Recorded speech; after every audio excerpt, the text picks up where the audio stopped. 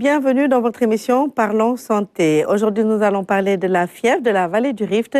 Et pour cela, nous sommes sur ce plateau avec deux invités. Il s'agit de Madame Khaïta Sylla, qui est directrice pays Action Aid Sénégal, qui est point focal région Sahel. Bienvenue à vous, Madame Sylla. Merci, Ramata, de nous avoir accueillis sur ce plateau aujourd'hui. C'est un plaisir. Et nous sommes également avec M. El Hadj Malick Diouf, qui est directeur pays adjoint Corps Africa Sénégal. Bienvenue également à vous, M. Diouf. Merci beaucoup, Mme Ramata. Merci pour l'invitation à cette émission et bonjour à tous les téléspectateurs. Alors, je vous le disais tantôt, nous allons parler de la fièvre de la vallée du Rift. C'est d'actualité. On sait qu'aujourd'hui, le Sénégal est touché par cette maladie. Alors déjà, Action Aid Sénégal et Corps Africa apparemment sont réunis aujourd'hui pour parler de la fièvre de la vallée du Rift, parce que vous, apparemment également vous avez une action en commun dans cette lutte contre la fièvre de la vallée du Rift. Mais déjà, Action Aid Sénégal, aujourd'hui, quel est le rôle que vous jouez? Alors, Action Aid Sénégal fait partie d'une fédération mondiale qui est présente dans 45 pays dans le monde, mais avec des activités dans plus de 70 pays. Nous sommes une organisation de justice sociale. Nous nous battons contre la pauvreté et contre les injustices de tout genre. Hein. Alors, nous sommes au Sénégal depuis, disons, 2007 officiellement, parce que nous avons été d'abord une initiative transfrontalière avec la Gambie et nous avons dépendu pendant beaucoup d'années de la Gambie. C'est depuis 2007 que nous sommes devenus Action Aid Sénégal. Et nous travaillons sur trois thématiques principales. La première, c'est la résilience dans un contexte de changement climatique, où nous abordons les questions d'autonomisation économique des femmes dans un contexte de changement climatique, surtout les femmes en milieu agricole. Nous faisons partie aussi dans ce volet-là de la campagne mondiale sur la justice climatique. Nous avons organisé récemment au mois de septembre une grande randonnée dans le cadre de la Semaine du climat. Le deuxième volet de notre travail, c'est les droits des femmes, où nous adressons toutes les questions relatives aux droits des femmes, mais principalement les violences basées sur le genre, les violences économiques, mais également toute la question de ce que nous appelons les pratiques néfastes, telles que les mutilations génitales féminines.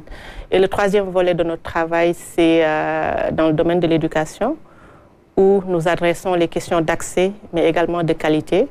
Et nous faisons également du plaidoyer dans le cadre de la justice fiscale pour que plus de financement soit investi dans le domaine de l'éducation. Donc voilà les trois thématiques et notre travail est soutenu avec la recherche également d'évidence pour un peu appuyer le plaidoyer que nous faisons au niveau national et international.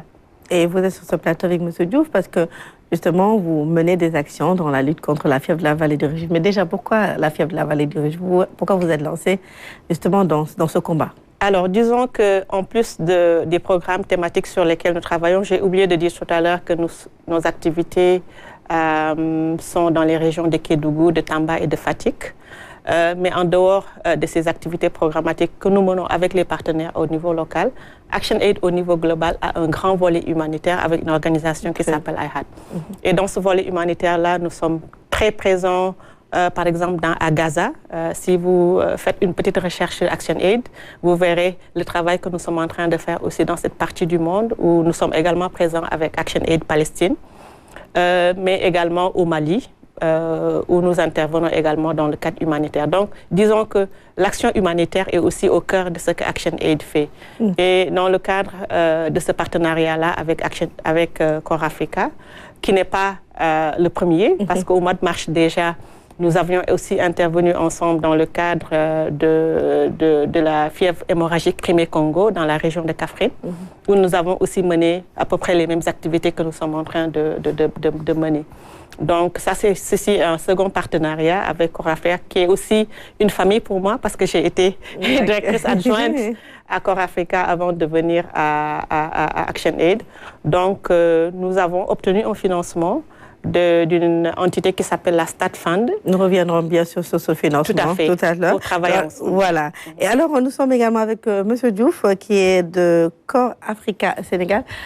Pouvez-vous revenir un peu sur votre organisation, un peu le travail que vous faites également dans nos communautés au Sénégal? Voilà. Donc, merci beaucoup. Core Africa est une organisation de volontariat et de développement communautaire. Donc, chaque année, nous recrutons, formons et déployons dans des zones rurales, à savoir dans des villages également, des volontaires qui sont des facilitateurs de développement pour qu'ils accompagnent des communautés et que concrètement, à la fin de leur service, qu'ils implémentent des projets de développement dans le domaine de la santé, de l'agriculture, de l'élevage, l'environnement, entre autres. Donc, nous sommes présents, c'est une organisation internationale avec des bureaux pays, donc nous avons une présence beaucoup plus africaine dans 12 pays africains et nous intervenons auprès des communautés les plus vulnérables pour essayer de les développer. Voilà, nous travaillons dans le développement de plusieurs secteurs d'activité. Voilà, donc aujourd'hui nous sommes là pour voilà, un partenariat avec ActionAid qui est une organisation que nous connaissons bien, donc parce que Mme Khaïta était elle-même directrice pays adjoint avant de rejoindre ActionAid. Et moi, je suis maintenant le directeur pays adjoint de Core Africa, donc nous collaborons. Donc, comme elle l'a si bien expliqué, deuxième collaboration, et là, c'est dans le cadre d'une campagne de riposte contre la fièvre de la vallée du Rift, qui est beaucoup plus dans la zone du Nord et qui se propage un peu au Sénégal. Eh ben, elle vient de l'annoncer, hein, vous avez travaillé ensemble sur la fièvre Crimée, aujourd'hui sur la fièvre de la vallée du Rift. Mais pourquoi également cette fièvre de la vallée du Rift, vous avez voulu apporter, on va dire, votre pierre à l'édifice dans ce combat?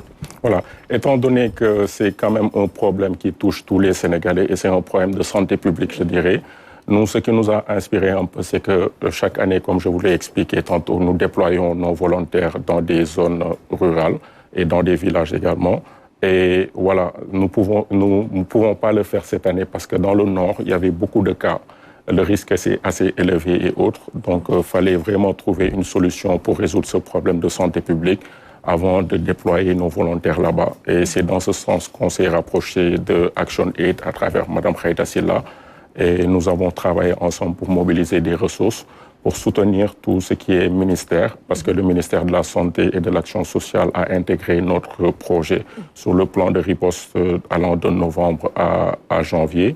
Et nous travaillons également avec les directeurs et directrices des services de l'hygiène, élevage, direction régionale de la santé et tous les autorités et acteurs voilà, dans le domaine de la santé. Bien, puisque vous êtes bien engagé dans ce combat, est-ce que vous pouvez revenir un peu sur les différentes zones où vous intervenez par rapport à la fièvre de la vallée du Rift? Parce que c'est vrai qu'au tout début, on nous a dit que c'était au nord, Saint-Louis, Matam. Est-ce qu'on est toujours à ce stade ou bien la maladie a un peu évolué? Donc, la maladie est en train d'évoluer, mais les autorités également, le ministère est en train de faire un travail pour un peu freiner la prolifération de la maladie. Donc, dans le cadre de ce projet, les zones d'intervention, c'est plus dans le nord, voilà, à Saint-Louis, Louga et Matam. Et d'autres zones sont en vue, peut-être? Il y a d'autres zones qui sont touchées où vous pensez qu'il faudrait réagir également? Absolument. Étant donné que nous sommes deux ONG et que nous ne pouvons pas être un peu partout, même si nos interventions, comme elle l'a si bien dit, elles sont dans la zone Kédougou et autres, donc nous sommes dans 10 régions du Sénégal. Voilà, nos moyens actuellement nous permettent juste d'aller impacter là où il y a beaucoup plus de problèmes afin d'éviter la prolifération de cette maladie. Mais nous pourrons envisager dans le futur, si nous voyons qu'il y a encore du support qui est nécessaire, nous serons ouverts à travailler sur cela. Voilà, Madame Sylla, M. Diouf parle maintenant, tout de suite, il a parlé tout de suite de moyens et vous êtes en train de parler de financement. Alors, justement, pour pouvoir faire face à cette fièvre de la vallée du Rift, il a fallu mobiliser quand même des financements, de l'argent pour pouvoir y arriver. Alors, pouvez-vous nous parler un peu de ce financement et comment vous comptez l'utiliser? Tout à fait. Alors, nous, ActionAid International, à travers ActionAid UK, Grande-Bretagne, fait partie d'un fonds d'urgence qui s'appelle Start Fund. Et les membres de ce fonds-là ont la possibilité de lancer l'alerte en cas d'urgence sanitaire ou autre. Donc, pour l'intervention par rapport à la maladie Crimée-Congo, nous avions lancé l'alerte. Et quand on lance l'alerte, on a juste 24 heures pour proposer un document de projet et le lendemain, c'est approuvé et il faut se déployer rapidement. Donc, c'est vraiment des projets d'urgence. Je crois que le projet de la Crimée-Congo avait une durée de 45 jours et ce projet-ci a une durée de 60 jours. Donc, dans 60 jours, il nous faudra déployer, faire des activités et envoyer les rapports parce que c'est une maladie d'urgence. Donc, nous avons postulé à ce fonds d'urgence à travers ActionAid UK et nous l'avons eu. Et c'est comme ça que pour la deuxième fois consécutive cette année, nous déployons des activités dans le cadre de la riposte à cette maladie d'urgence, qui est une maladie, comme il l'a dit, de santé publique. D'accord. Et par rapport aux activités, qu'est-ce que vous avez eu à faire par rapport aux communautés? Parce que je pense que vous travaillez beaucoup avec les communautés. Donc... Tout à fait. Toutes les deux organisations, et c'est ce qui est intéressant, ont un ancrage communautaire assez fort. Je vous disais tout à l'heure qu'ActionAid est au niveau des régions de Kédougou, Tamba et Fatick. Et vraiment dans ces zones-là, on est dans les zones rurales où très souvent l'État est absent. De la même manière, Corps Africa aussi est dans, cette année, je crois, dans 10 régions du Sénégal. Nous, on n'est pas à Saint-Louis. Quand on est allé à Kaffrine aussi, on n'était pas à Kaffrine. Mais le fait d'avoir Corps Africa, qui a des volontaires dans ces zones-là, nous aide un peu par rapport à l'ancrage communautaire que nous avons voulu donner à ce projet-là. Comme vous l'avez dit, c'est important pour nous de travailler avec les communautés parce qu'on peut, comme c'est une activité d'urgence qui dit 60 jours, on peut venir faire et partir. Mais si on ne travaille pas avec les communautés, si on ne les forme pas, si on ne les sensibilise pas, on n'arrivera pas à assurer la pérennité de cette activité-là. Et c'est pourquoi, pour nous, il est important de mettre en avant les communautés. Donc, parmi les activités que nous avons tenues, déjà, on a tenu des rencontres avec les présidents de districts sanitaires, aussi bien de la région de Saint-Louis, de la région de Louga que de la région de Matam, avec également les autorités administratives, le gouverneur, qui ont appelé aussi des CRD. Et à partir de ces CRD-là, mobiliser toute la communauté autour de cette riposte-là. Donc les activités comprennent des sensibilisations au niveau des ménages. Nous avons fait des visites à domicile, par exemple, où nous avons touché plus de 2700 ménages avec un impact sur plus de 30 000 personnes. C'est assez important quand même. Nous avons également fait des activités de désinfection et de désinsectisation du cheptel. Comme vous le savez, la maladie est transmise par les animaux à travers la piqûre de moustiques. Donc, il était important de désinfecter certaines zones, surtout qu'on sort de l'hivernage avec beaucoup de zones d'eau dans cette région du Sénégal. Donc, c'est vraiment des activités-là. Mais nous avons aussi voulu mettre à contribution les étudiants. Donc, comme on est dans la région de Saint-Louis, nous avons impliqué l'Université Gaston Berger de Saint-Louis et nous avons organisé un concours de plaidoirie à travers la santé, l'environnement, mais également la santé humaine. Parce que pour nous, il était important de faire une approche One Health. On parle de santé humaine, santé animale et puis l'environnement également. Et comment tout cet écosystème-là doit être pris en charge pour éviter la prolifération de la maladie. D'accord. Merci, Madame Chia. Alors, Monsieur Diouf, vous avez eu à travailler sur la fièvre Crimée, la fièvre de la vallée du Rift. Est-ce que ça a été les mêmes approches pour la riposte, pour lutter contre ces maladies, ou bien vous avez dû mettre en place une nouvelle stratégie ou une stratégie complémentaire? Absolument. Donc, nous avons mis en place une stratégie et surtout, ce qu'on a fait, c'est interagir avec tous les services de l'État. À savoir, on a commencé par le ministère de la Santé et de l'Action sociale qui a beaucoup de directions techniques qui sont vraiment habilitées et ont des connaissances pointues dans les problématiques liées à la santé et autres. Donc, pour la validation d'un plan d'action. Donc, nous avons beaucoup collaboré avec eux. Mis à part cela, nous avons rencontré les directeurs et directrices régionales de la santé de Saint-Louis, Louga et Matam et ils nous ont mis en rapport avec leurs services techniques pour voir un peu dans quelle zone nous devons impacter, là où on doit aller, entre autres. Et nous avons également interagi avec le service d'hygiène et le service d'élevage également, qui ont l'expertise également pour pouvoir les accompagner dans tout ce qui est désinfection et désinfectisation. Ces mêmes directions régionales de la santé également, nous avons recruté plus ou moins 233 relais communautaires. Voilà, c'est les DRS qui nous ont mis en rapport avec eux et c'est les services techniques de l'État également qui les ont formés pour qu'ils puissent aller sensibiliser, faire des VAD, des caravanes et surtout une campagne média dans les radios communautaires et également dans les télévisions. Donc, c'est une stratégie, disons, commune de ActionAid Sénégal, Corps Africa Sénégal, mais au-delà du ministère de la Santé et toutes les parties prenantes de la santé, de l'environnement et de l'hygiène publique, si je peux le dire ainsi. Il a fallu peut-être, on va dire entre guillemets, une peut-être rééducation des habitudes des populations à la base. Absolument. Donc, notre sensibilisation tourne autour des messages clés. Avant tout, moi, je pense qu'il est important de comprendre un peu les symptômes de la maladie. Donc, quand vous voyez que vous avez une fièvre, une diarrhée, un peu de vertige, c'est à peu près les mêmes symptômes du grippe. Donc, il faut essayer de se rapprocher des structures sanitaires qui ont les solutions ou appeler le numéro vert du ministère de la Santé et de l'Hygiène publique, à savoir le 800 00 50 50.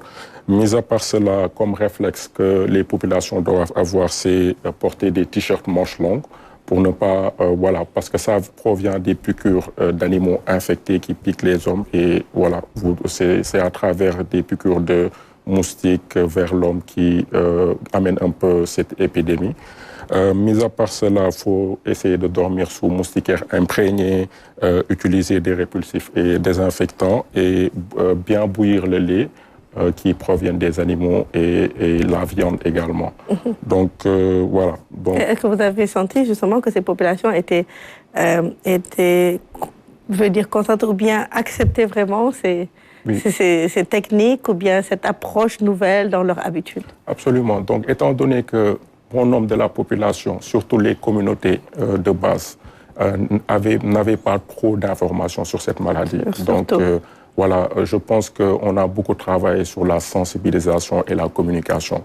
Mais une communication assez légère, parce que nous ne voulions pas créer des psychoses ou bien faire peur aux populations. On a essayé de faire des caravanes un peu liées à l'art également pour un peu d'huilier et surtout faire passer le message pour que personne ne tombe malade et que la population sénégalaise continue de vaguer à leurs occupations, étant donné que sans la santé, vous ne pouvez pas avoir d'impact socio-économique. Est-ce que vous avez un peu senti la préoccupation des populations? Ça va quand même. Je pense que nous interagissons beaucoup plus avec les communautés de base, c'est-à-dire les villages. Il y a un besoin de renforcement de capacité et il faut vraiment avoir une approche communautaire pour pouvoir interagir avec eux. Donc, heureusement qu'à Corps Africa, on a une approche qui s'appelle le CLD, c'est Community-Led Development. C'est des approches de développement qui permettent beaucoup plus d'être à l'écoute de la communauté, des gens à qui tu veux parler et autres. Et de là, nous avons vraiment l'expérience de comment approcher les communautés et surtout passer par les leaders communautaires et les Badianougor, les GIE de femmes et autres, pour qu'eux-mêmes qu'ils puissent porter le message et ensemble nous atteignons les objectifs qu'on s'est fixés.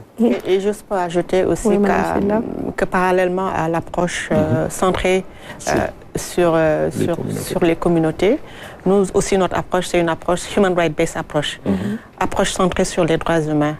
C'est pourquoi nous mettons en avant les communautés. Et quand nous avons commencé cette activité-là, il y avait déjà un dispositif qui était mis en place par les autorités sanitaires de la ville. Donc nous nous sommes appuyés sur ce dispositif-là pour pouvoir faire passer des messages. Donc ça n'a pas été très compliqué de convaincre les populations parce qu'il y avait déjà une dynamique qui était en cours. Absolument. Et en fait, quand on écoute un peu ce que vous dites par rapport aux actions menées, c'est vrai qu'il a fallu sensibiliser sur les moustiquaires, sur certaines habitudes et tout. Est-ce qu'il y a un appui également de vos organisations par rapport à cela? Parce que peut-être qu'ils n'ont pas accès aux moustiquaires, peut-être. Donc, est-ce qu'il y a des actions qui ont été entreprises dans ce sens? Ou bien est-ce que ça va se faire? Où est-ce que vous en êtes? Effectivement. Comme j'ai dit, on a une approche One Health où on regarde tous les vecteurs de la maladie. Les moustiques sont un vecteur, mais il y a aussi d'autres vecteurs. Et pour se protéger des moustiques, comme on le dit tout le temps depuis qu'on est petit, c'est vraiment les moustiquaires imprégnés. Donc, il y a une forte dotation en moustiquaires imprégnés. Et comme je l'ai dit également, on a tenu des sessions de désinfection, de désinsectisation, surtout des eaux et d'évacuation des eaux qui peuvent être aussi des nids à moustiques. Donc, vraiment, oui, on a appuyé. On travaille également avec les services d'hygiène. C'est important, qui nous ont appuyé également dans la désinfection et on a doté aussi en matériel le service d'hygiène pour pouvoir faire ces désinfections-là dans les zones touchées. Alors pour le fond, on en revient. Vous avez eu combien? Alors, on n'aime pas tellement parler des fonds parce que c'est nous qui mettons en avant directement les activités sur le terrain, même si nous sommes en partenariat avec les autorités sanitaires au niveau local. Mais on est très transparent. Les communautés, les autorités savent combien sont investis et où est-ce que va l'argent. Mais pour nous, ce n'est pas le plus important. Pour nous, le plus important, c'est l'impact qu'on a au niveau communautaire. Donc, les résultats qu'on a eus pendant la riposte à la fièvre Crimée-Congo nous ont montré aussi qu'on a eu un grand impact sur l'arrêt plus ou moins de la maladie. Donc vraiment le plus important pour nous, c'est les investissements qu'on met pour arrêter cette maladie-là. Alors on n'a pas... Oui, allez-y, je voudrais rajouter, c'est que comme elle l'a si bien expliqué, donc nos deux institutions travaillent avec des approches assez similaires et en plus. Et ce que je tiens à préciser, c'est que nous finançons beaucoup de projets de développement. Donc, par exemple, partout au Sénégal, chaque année, nous avons 70 projets. Et ce n'est pas juste la santé qui est touchée. Ça, cette année, on a travaillé 2 fois sur un projet de santé. Mais nous avons des projets liés à l'agriculture, à l'éducation, à l'environnement, entre autres. Très bien. Et chaque année, nous, au niveau de ActionAid, nous investissons 1,7 milliard chaque année dans le cadre des activités que nous menons au niveau des régions de Tamba, de Kédougou et de Fatick. Et ça c'est en dehors de ce projet d'urgence, comme je l'ai dit, c'est juste un projet de 100 jours. Ce que nous faisons en termes d'accompagnement de l'État dans certaines communautés est beaucoup plus important. D'accord. Et vous avez certainement des résultats par rapport au travail que vous avez fait, vous l'avez un peu souligné. Est-ce que également vous avez noté des facteurs, on va dire peut-être bloquants par rapport à l'évolution du travail que vous faites sur le terrain, que peut-être qui vient au niveau des populations ou bien d'autres facteurs? Disons, c'est les habitudes. Hein. C'est souvent les habitudes, surtout en matière de santé publique. Nos habitudes sont très têtues. Mais je crois qu'avec la sensibilisation que nous avons eu à mener, avec l'appui des autorités sanitaires, en tout cas, ces facteurs bloquants ont été réduits en grande partie. Donc, nous ne rencontrons pas trop de difficultés dans le cadre de cette intervention-là. Et oui, vous avez... donc, je tiens quand même à profiter de cela pour remercier un peu les autorités, donc le ministère de la Santé. Ils ont beaucoup interagi avec nos 2 structures, également le gouverneur de Saint-Louis, Matam Louga, les préfets, sous-préfets, services d'hygiène, services de l'élevage et les DRS également. Et surtout le staff. ActionAid a un staff qui fait un travail important. Il y a le staff de Corps Africa, mais il y a également les alumni de Corps Africa qui travaillent sur ce projet.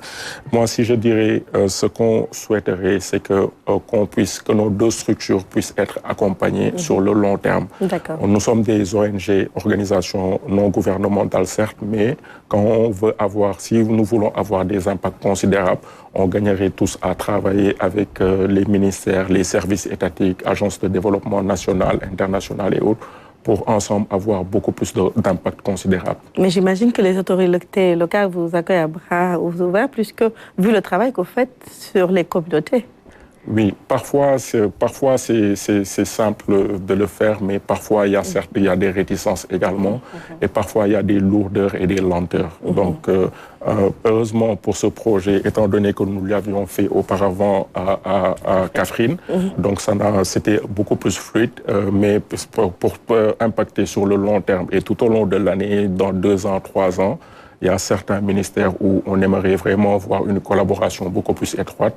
Mis à part cela également, c'est un appel lancé à tous les agences de développement national et international également qui travaillent sur le développement pour un peu unir nos forces, comme ActionAid et Corps Africa l'ont fait, pour avoir beaucoup plus d'impact au service des Sénégalais. C'est vrai que l'émission tire à sa fin, mais est-ce que vous pouvez nous parler un peu de cet impact de la maladie sur les populations? Parce que nous, on ne le vit pas, on entend, il y a eu tant de cas, il y a eu des décès.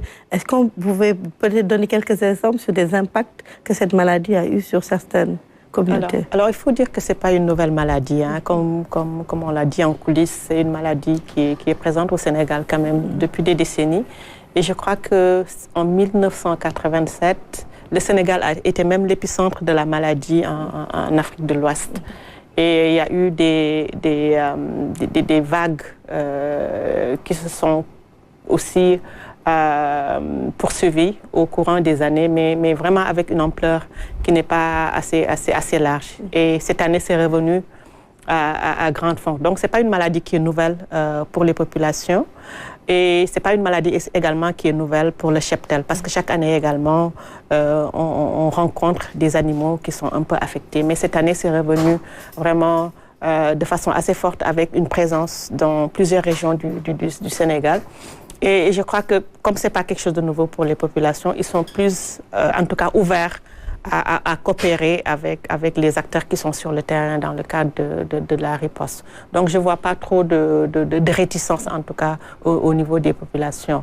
Et l'impact, c'est vraiment sur le cheptel, peut-être, parce qu'une des conséquences sur le cheptel, c'est que ça crée beaucoup d'avortements au niveau des animaux. Donc, les populations qui, pour la plupart, vivent de l'économie tirée de l'agriculture, grand A, l'élevage principalement, vont être affectés parce qu'ils ont des animaux qui meurent par rapport à cette maladie-là.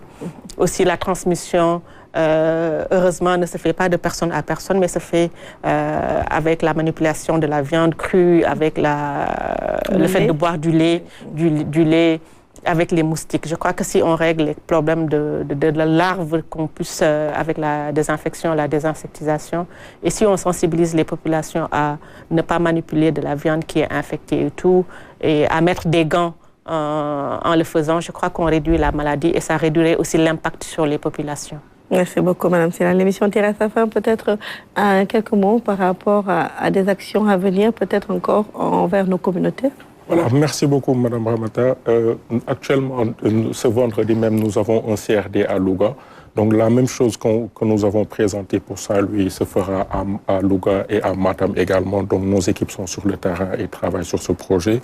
Et nous tenons justement à vous remercier encore une fois et remercier la RTS pour cette invitation. Et remercier également les téléspectateurs qui nous regardent.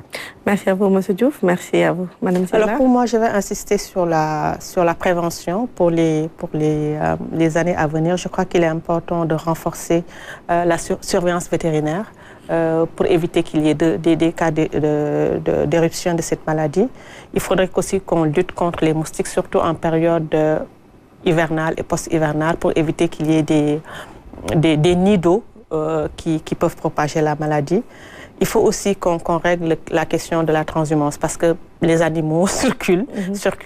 C'est vrai qu'on ne peut pas arrêter la circulation des animaux, mais qu'on soit plus regardant, en tout cas, dans le cadre de la transhumance des animaux pour éviter qu'il y ait des transmissions d'un point à un autre. Et protéger également nos abattoirs. Nous avons vu comment est-ce que nos abattoirs sont. Donc, il faudrait vraiment que le service d'hygiène puisse mieux surveiller nos abattoirs et qu'on puisse éviter, en tout cas, la propagation de la maladie dans le futur. Merci beaucoup. Mais nous, en tout cas, au niveau de ActionAid et de Corps Africa, nous allons continuer dans le cadre de ce partenariat-là et nous appelons également les autres partenaires, World Vision, Plan International, à nous donner la main, en tout cas, pour appuyer les efforts du gouvernement du Sénégal, surtout dans le cadre des situations d'urgence, que ce soit les maladies, que ce soit les inondations qui se passent dans notre pays. Merci beaucoup. Merci en tout cas de nous avoir invités. Merci. Et je ne vais pas terminer sans un dernier message. Je vois que vous êtes en orange, moi de même.